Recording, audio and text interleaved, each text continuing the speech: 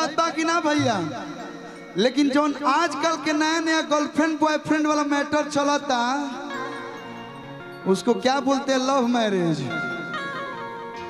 Arrange marriage करना चाहिए, लेकिन जो आजकल लव मैरिज चल रहा है, अब बताई कि वो लव मैरिज कह के अपना घरे लेके आई और तारा बारे में वो सब कुछ जानती है, तो तारा से डराई, तार बात मानी। शादी क्या होता है, उसको क्या बोलते हैं जो अंगूठी पहना जाता है, रिंग, हाँ रिंग एंगेजमेंट जो भी होता है, रिंग सेरेमनी। Wow good. अब बताइए जैसे ही रिंग सेरेमनी हो रहा है, पहले लोग बिना देखल ही शादी कर लेते रहे, माई बाबू कह दिले शादी ओके।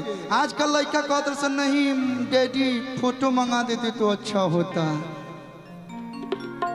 तुम्हारा फेसबुक आईडी क्या है, इंस्टा आईडी क्या है, सर्च करके लड़का बेचैन हो जाता देखे खातिर कि कैसन बिया कैसन ना। जैसा ही रिंग सेरेमनी होता वैसा ही लड़का बेचैन होकर नंबर मांग लेता। पढ़ाई पे ध्यान कहाँ बा। अब लड़का लाग जाता फोन पर आती में, हेलो सोना, हेलो बाबू। अपना बाबूजी के लोग 10 बार बाबू ना करो, लेकिन अपना होखे वाली मेहरारू के 20 बार लोग बाबू कहता। अब बियाह हो जाता, मेहरारू खिसिया के कहती अब हम जाता नहीं, तारा माई तारा बहन से हम परेशान हो गए बनी। कैसे कोना भाव में कहतिया कि रोजे रोजे के घरवा के शासन पिया, अब सहाई ननदो के भाषण पिया। जदि रही जे इहे रहनिया तो घरे पाका बोलाई प्रशासन पिया। पहले सर FIR लिखाने के लिए सोचना पड़ता था, अब आ गया है 100 नंबर।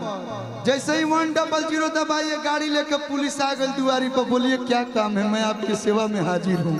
लड़का डराता, लड़का लजाता, कहता केस कह देबू हमारा पका हुई, तो लड़का प्यार से मनावता, अरे तू ही बारू घर के,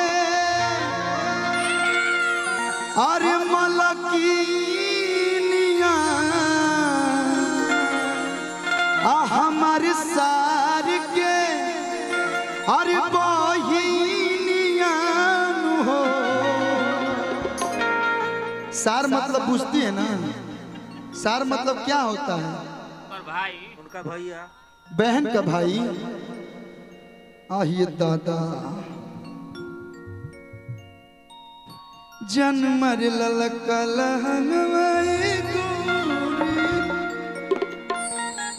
सार मतलब समझती हैं, सार कहाँ से हैं आप?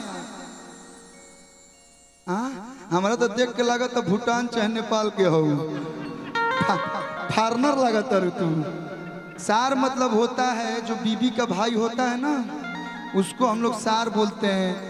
हमनी के साला बोलनी सो बिहार और तनी घुसब बक्सर अक्सर तो हितावा कह जाला, कारे हितावा। देखी ई कुल प्यार के भाषा है। तो लइकवा कहता कि तू ही बारू घर के, अरे मलकिनिया, अरे हमारे सार के, अरे बहिनिया हो, कि तोहरे नामे कदम, तो तोहरे नामे कदम कोटा के जमीनिया ना बन तू नगिनिया हो।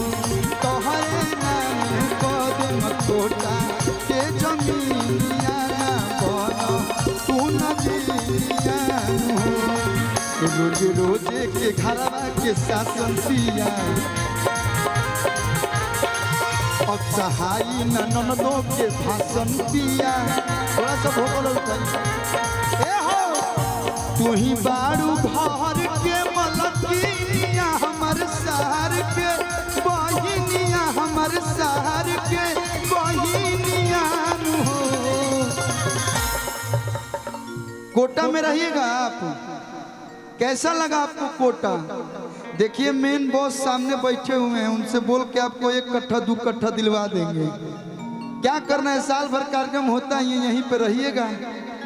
राष्ट्रीय मेला दशहरा से इतने लोग जुड़े हैं, कहीं ना कहीं फंक्शन होता रहेगा, आपका भी काम होता रहेगा। रहिएगा आप यहाँ पे, रहबू नू तो तारा के लड़का मैं डॉक्टर इंजीनियर मैं बना दी हसून। तोहरे नामे कदम कोटा के जमीनिया ना बना तू न गिनिया।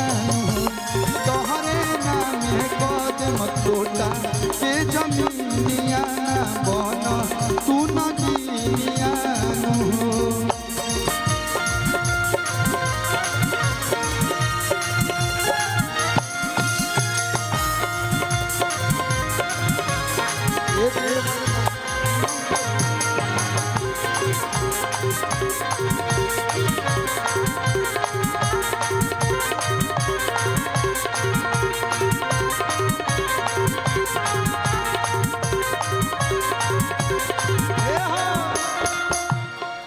खिसिया के धनी ऋषिया के धनी तो बाते बाते दे बेलू तना के धनी।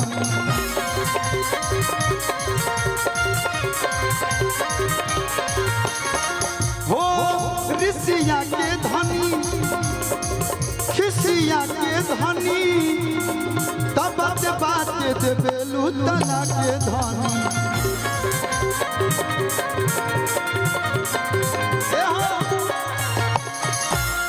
पहले के लोग कितना घूंघट करते रहे, आपको घूंघट करने आता है ना, थोड़ा घूंघट ओढ़िए,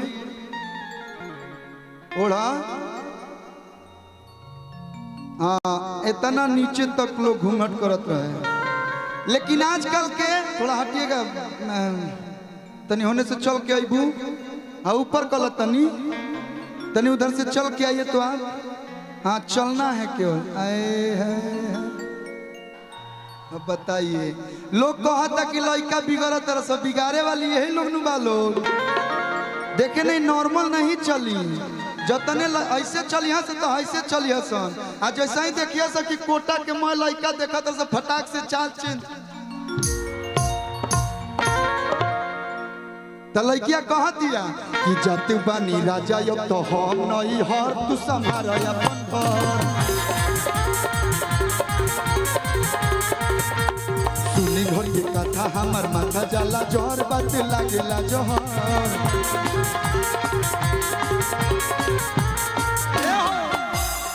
कि अरे कोटि कोई से राजा के तोहरा अरे दीनिया अरे आई कोई से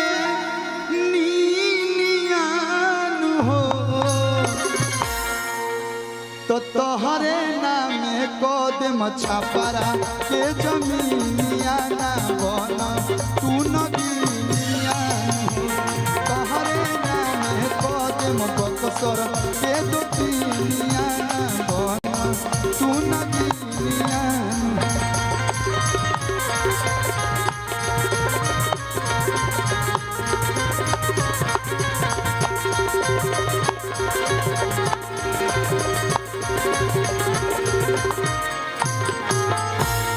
अच्छा लगा लोग तो एक बार बीच बीच में देखिए ताली बजाते रहिए आप लोग, हम लोग को अच्छा लगेगा। अब बैठ जाइए बैठ जाइए, यहाँ पे कुछ नहीं हो सकता है। जाने दीजिए सर, तनी मनी नाच लेने दीजिए, हाँ तनी मनी डांस, लेकिन सुनिए हेलो हाला नहीं, डांस कीजिए लेकिन अपने अपने जगह पे ही ना कि ऐसे ऐसे मत कर लगे। हेलो कितना बढ़िया व्यवस्था दिया गया है। सब लोग आजकल कुर्सी का लड़ाई चल रहा है, कुर्सी सभी को विधिवत मिला है तो उसका सम्मान कीजिए। सब लोग अपने अपने जगह पे बैठ के कि हम